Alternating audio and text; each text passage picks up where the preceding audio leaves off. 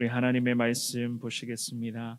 오늘은 시편 57편, 어제 이어서 오늘은 3절과 4절 두 구절의 말씀을 우리 함께 봉독하도록 하겠습니다. 오늘은 시편 57편 3절 4절입니다. 찾으신 줄 알고 같은 목소리로 읽습니다. 시작. 그가 하늘에서 보내사 나를 삼키려는 자의 비방에서 나를 구원하실지라. 셀라. 하나님이 그의 인자와 진리를 보내시리로다. 내 영혼이 사자들 가운데서 살며 내가 불사르는 자들 중에 누웠으니 곧 사람의 아들들 중에라. 그들의 이는 창과 화살이요 그들의 혀는 날카로운 칼 같도다. 아멘. 우리가 인생에서 항상 좋은 기억만 있으면 좋겠지만 대다수가 다 그렇지는 않습니다. 안 좋은 기억들과 또한 슬펐던 그런 추억들, 또한 아파했었던 그런 순간들은요, 늘 우리의 기억 속에 항상 남게 되는 법 아니겠습니까? 그러다 보면은 때로는 내가 자꾸만 싫어질 때가 간혹 있습니다. 원망과 불평이 자꾸 내 입에 생겨나게 되고, 괜히 해결된 문제들을 또다시 끄집어내 가지고 와서 그것들을 다시 되뇌이는 그런 경우가 간혹 있었을 것입니다. 게다가 그러한 문제들에 자꾸만 내가 거기에 몰입하게 되어서 더 깊은 수렁으로 빠질 때도 종종 있었을 것 같습니다. 하지만 이러한 고난과 역경 가운데서도 하나님은 늘 우리와 함께 해주셨고 지금도 우리와 함께 해주시는 하나님이신 줄 믿습니다. 하나님이 함께 해주셨다. 또한 하나님이 함께 해주신다라고 하는 이 믿음 자체가 중요하다는 사실이겠죠. 왜냐하면 하나님이 함께해 주셨기 때문에 우리가 여기까지 지내올 수가 있었던 것이고 지금도 하나님이 우리를 붙들어 주시고 계시기 때문에 우리가 여러 가지 아픔과 좋지 않은 기억들과 특별히 생각하고 싶지 않은 그러한 모습들이 있었으면서도 하나님이 함께해 주시고 계시기 때문에 우리가 이렇게 주님을 향해서 믿음 지키며 기도의 자리에 나와서 기도의 끈을 더 붙들고 있는 것이 아닐까. 그래서 우리가 오늘 불렀던 찬송의 가사처럼 이 모든 것이 결국 하나님의 은혜였고 우리의 모든 형편과 사정을 누구보다도 하나님이 잘 알고 계신다는 그 귀한 사실 아니겠습니까? 오늘 이 본문의 말씀에서 다윗 역시나 마찬가지였습니다. 어제부터 나누었던 시편 57편 1절과 2절의 말씀에서도 그랬지만 그리고 오늘 나누게 되는 3절과 4절 이 두 구절의 말씀도 그렇습니다. 시편 강해를 계속 준비하면 준비할수록 참 이 다윗은 얼마나 삶이 순간순간이 고달팠을까. 한 고비를 넘기면 또 다른 한 고비가 찾아오게 되고 또 다른 고비를 넘기면 그 다음에 어떤 고비가 찾아오게 될지 매일마다 고비와 그 역경을 넘어가는 그의 인생이 반복되고 있었던 것을 우리가 계속 살펴보고 있지 않습니까? 하지만 이 다윗은 순간순간의 고비를 넘기면서 주님을 향한 기도의 끈을 놓지 않았고 과연 그 순간순간의 고비 앞에서 하나님 앞에 어떻게 기도해야 될 것인가? 무엇을 간구해야 될 것인가? 기도의 우선순위를 잘 깨달아서 하나님께서 기뻐하시는 기도의 삶을 이어갈 수가 있었다는 것이었습니다. 오늘 주시는 이 두 구절의 말씀을 통해서도 우리가 다시 한 번 더 저와 여러분들의 삶의 현장에 과연 어떻게 기도를 이어가야 할 것인가? 그 하나님의 주시는 말씀 속에서 깨달음을 통하여 하나님의 은혜를 더 사모하시는 저와 여러분들이 되시기를 주님의 이름으로 축원합니다. 첫 번째로 하나님의 은혜만이 최고인 것을 알 수가 있습니다. 결국 하나님의 은혜가 최고다. 3절의 말씀만 한 번 더 읽어보겠습니다. 시작. 그가 하늘에서 보내사 나를 삼기려는 자의 비방에서 나를 구원하실지라. 셀라. 하나님이 그의 인자와 진리를 보내시리로다. 아멘. 이 다윗은 기도하면서 먼저는 첫 구절에 하나님께서 다윗 자신에게 무엇을 보내사라고 그렇게 기도를 이어갑니다. 즉 이 말씀에서 무엇을 보내셨는지에 대해서 첫 구절에서는요 구체적으로 언급하지 않고 있습니다. 하지만 하늘에서 보내사라고 그렇게 고백을 하고 있죠. 즉 하늘에서 보냈다는 것은 땅이나 세상과는 반대 개념으로 이 부분들을 우리가 해석을 할 수가 있는데요. 그런 의미로 봤을 때 우리 하나님께서는 다윗에게 보내주셨다는 것은 땅의 것들, 즉 세상에서 원하는 것들이 아니었습니다.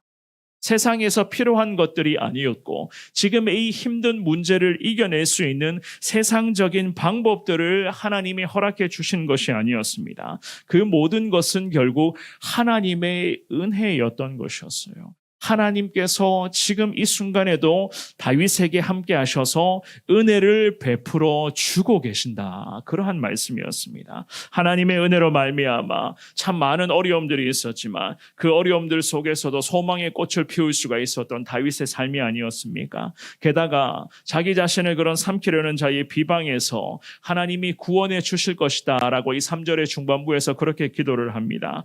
비방에서도 구원해 주실 것이다. 나를 삼키려고 하는 자의 비방이라고 하는 것은 다윗을 죽이려는 그 주변의 수많은 대적들이 기대를 하나님이 하나씩 무너뜨려 주심으로써 그들을 오히려 수치스럽게 해주시는 그러한 하나님의 철저한 은혜를 찬양하고 있었던 것이었습니다. 그러면서 3절의 하반절 말씀에 하나님이 그의 인자와 진리를 보내시리로다 그렇게 고백을 하죠. 그죠? 3절의 첫 구절에서 그가 하늘에서 보내사라고 하는 이 말씀에 대한 구체적인 설명의 문구가 바로 이 3절의 하반절 무엇을 보내주셨다고요? 인자와 진리를 보내주셨다. 하나님이 뭔가 지금 이 자리에서 나와 함께 하시는 하나님이 특별한 은혜를 허락해 주셨는데 과연 그 은혜가 무엇인가? 나를 비방해서 지켜주시는 하나님의 은혜를 자세히 들여다보니까 지금 와서 보니까 그 모든 것이 하나님의 인자하심이었고 우리 하나님의 진리였습니다. 주님 앞에 그렇게 기도를 하고 있었던 것이었습니다. 인자라고 하는 것은 변함없는 하나님의 언약적 사랑을 뜻하는 것입니다. 그리고 진리라는 것은 구체적으로 이 다윗의 대적들을 징벌하시기 위한 하나님의 공의로운 기준을 뜻하는 철저한 하나님의 말씀에 의한 진리였거든요. 물론 하나님의 심판이라고 하는 것은 그 하나님의 주권적인 능력에 따라서 결정되는 것입니다. 하지만 이 같은 주님의 징계, 하나님의 그런 심판은 공의로운 주님의 그 판단 기준에 따라, 즉 주님의 말씀하시는 그 진리의 기준에 따라 이루어지는 것 아니었겠습니까? 하나님이 대적들을 물리쳐 주시고 하나님을 사랑하는 자들을 끝까지 책임져 주시고 그 과정 속에서 우리 주님의 영광이 드러나게끔 하는 그 놀라운 하나님 말씀의 진리를 하나님이 이 다윗에게 하나님이 보내주셨다. 지금도 함께 하시는 분은 곧 하나님이시기에 지금의 이 어려움 속에서도 하나님이 인자하심과 진리를 통해서 믿음의 사람이 결국 승리할 수 있도록 주님이 지켜주고 계신다. 이 얼마나 귀한 믿음의 고백입니까? 사랑하는 여러분, 다윗은 이 본문의 말씀에서 자신의 어려움을 길게 늘어놓지를 않았습니다. 그렇다고 뭐 때문에 힘들고 무슨 문제 때문에 고달픈 삶을 살아가는지에 대해서도 구체적으로 언급하고 있지는 않습니다.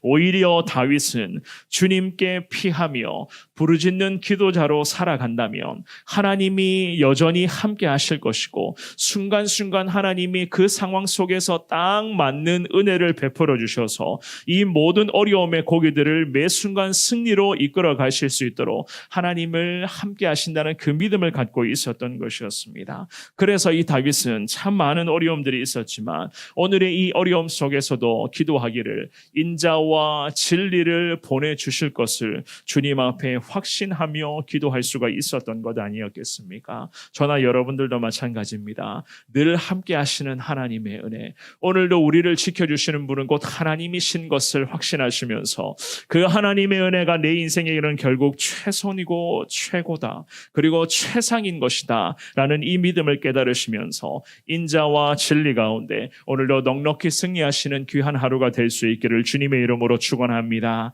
두 번째로, 고통 중에서도 기도의 끈을 놓아서는 안 되는 것을 알 수가 있습니다. 고통 중에 계십니까? 더 하나님을 향한 기도의 끈을 붙잡을 수 있기를 축원합니다. 4절의 말씀을 같이 읽어보겠습니다. 시작.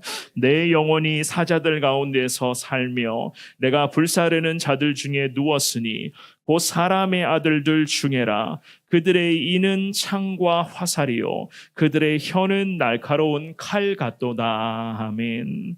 이미 다윗은 앞구절에서까지 우리 하나님을 피난처로 삼아 주님으로부터 인자와 진리를 구하는 중이었습니다. 그리고 이 4절로 와서는요, 주님께 계속 기도하면서 자기 영혼의 상태, 즉 어떠한 위험에 노출되었는가 이제 자세히 주님 앞에 기도하며 설명을 합니다. 4절의 상반절 말씀에 내 영혼이 사자들 가운데 살며라고 그렇게 고백하죠. 사울의 군대가 이 다윗을 죽이기 위해서 혈안이 되어 있었습니다. 그래서 다윗이 숨어 있었던 그 굴 근처를 어슬렁거리며 찾아다니고 있었던 그 사울의 군대였어요. 그 모습을 떠올리면서 하나님 앞에 기도할 때에 지금의 내 영혼이, 즉 하나님을 사랑하는 이 믿음의 사람의 영혼이 주변의 저 사자들 가운데에 이 영혼이 지금 거하고 있습니다 라고 주님 앞에 자기의 이 어려움의 처지를 그렇게 기도하고 있었던 것이었습니다. 이만큼 다윗이 처한 상황은 위급한 상황, 주변에 그 많은 사자들 속에 둘러싸여 있는 그러한 상황이었어요. 게다가 하나님의 도우심이 없으면 이제는 소망이 없습니다 라고 하는 그 마음을 주님 앞에 그대로 고백합니다. 내가 불사르는 자들 중에 누워 있습니다. 불사르는 자들이라고 하면 다윗을 죽이려고 계속 안간힘을 쓰고 있었던 그 사울이 마음속 깊이 맺혀 있었던 다윗을 향한 증오심을 언급하고 있었던 거거든요. 이 장인이었던 사울이 사위 다윗을 너무 미워하고 있었습니다. 그 증오심을 가지고 계속해서 이 다윗을 찾아 죽이려고 하고 있었어요. 그 불타오르는 그런 증오심이 한 사람 사울을 통해서 이 믿음의 사람을 계속 겨누고 있었던 것이었습니다. 다윗의 입장에서는 언제 죽음을 맞이하게 될지 한치 앞을 예상할 수 없는 그러한 무서운 상황들이 계속 이어지고 있었습니다. 또한 이 다윗의 4절의 하반절의 고백 처럼 창과 화살과 날카로운 칼에 비유되는 그런 사람들 사이에 이 다윗의 영혼이 하루하루 시간을 보내고 있었습니다. 도무지 하나님의 보호하심과 우리 하나님의 그런 도우심이 아니고서는 이제는 살아날 방법이 아예 없구나. 이 믿음의 사람이 그 마음을 가지고 굴 속에 숨어서까지 하나님의 은혜를 사모하고 주님을 바라보고 있었던 것이었습니다. 참 많은 고통이 아니겠습니까?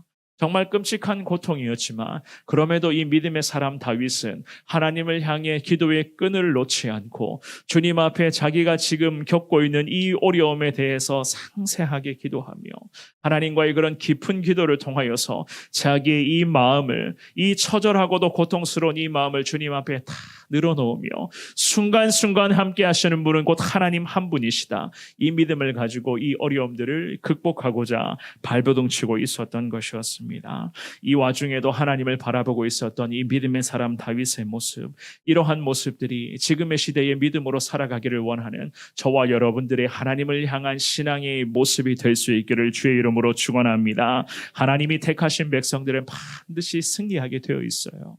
그렇지만 그 승리하기까지 우리 믿음의 백성들이 어떻게 기도하며 하루하루를 인내함으로 살아갈 수가 있느냐.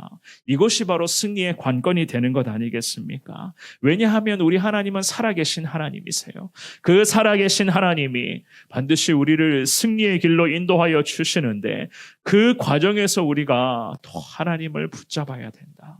사랑하는 여러분, 기도의 끈을 놓치지 마시고 계속 이 기도의 끈을 붙잡으므로 말미암아 참 동굴과 같은 어둠 속에 거할지라도 그럼에도 함께 하시는 분은 곧 하나님 한 분이심을 확신하며 주님만을 소망하시기를 바랍니다. 하나님이 반드시 승리의 역사를 허락하여 주실 것이고 매일 매순간 하나님이 함께 하셔서 우리의 형편과 사정을 다 하시는 그 하나님께서 가야 할 길을 오늘도 우리 가운데 제시하시고 그 길로 우리를 인도하여 주실 것입니다. 오늘도 주님과 함께 믿음으로 주님께서 제시해 주시는 그 길로만 나아가시는 저와 여러분들의 은혜의 하루가 될 수 있기를 주님의 이름으로 축원합니다.